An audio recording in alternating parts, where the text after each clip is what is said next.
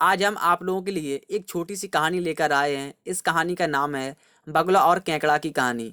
कहानी को अंत तक जरूर देखें। धन्यवाद। तो चलिए कहानी शुरू करते हैं।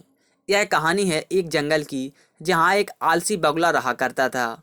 वह इतना आलसी था कि कोई काम करना तो दूर, उससे अपने लिए खाना ढूंढने में भी आलस आता था।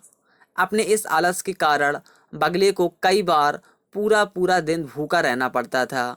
नदी के किनारे अपनी एक टांग पर खड़े खड़े दिन भर बगुला बिना मेहनत किए खाना पाने की युक्तियां सोचा करता था। एक बार की बात है, जब बगुला ऐसी ही कोई योजना बना रहा था और उसे एक आइडिया सूझा। तुरंत ही वह उस योजना को सफल बनाने में जुट गया। वह नदी किनारे एक कोने में जाकर खड़ा हो गया और मोटे मोटे आंसू टपकाने लगा। उसे इस प्रकार रोता देख केकड़ा उसके पास आया और उससे पूछा, अरे बगुला भैया, क्या बात है, रो क्यों रहे हो?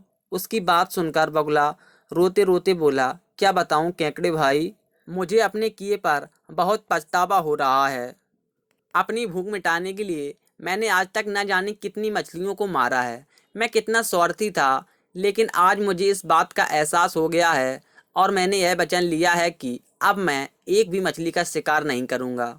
बगुलों की बात सुनकर केकड़े ने कहा, अरे ऐसा करने से तो तुम भूखे मर जाओगे।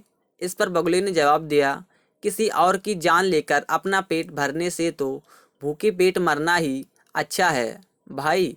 वैसे भी मुझे कल त्रिकालीन बाबा मिले थे और उन्होंने मुझसे कहा कि कुछ ही समय में 12 साल के लिए सूखा पड़ने वाला है, जिस कारण सब मर जाएंगे। केकड़े ने जाकर यह बात तालाब के सभी जीवों को बता दी।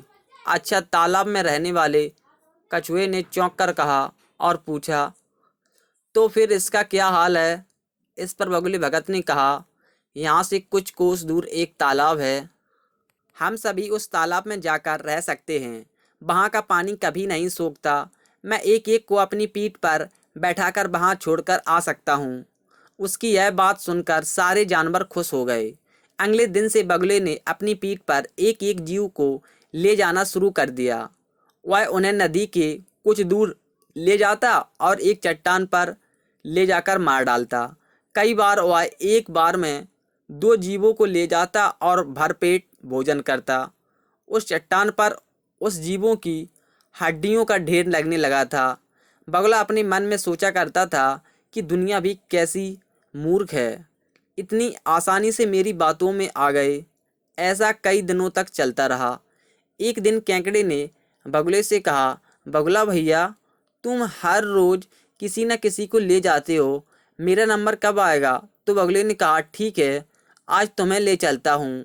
यह कहकर उसने केकड़े को अपनी पीठ पर बैठाया और उड़ चला। जब वो दोनों उस चट्टान के पास पहुंचे तो केकड़े ने वहां अन्य जीवों की हड्डियां देखीं और उसका दिमाग दौड़ पड़ा। उसने तुरंत बगले से पूछा कि ये हड्डियां किसकी हैं और जलाशय कितना दूर है।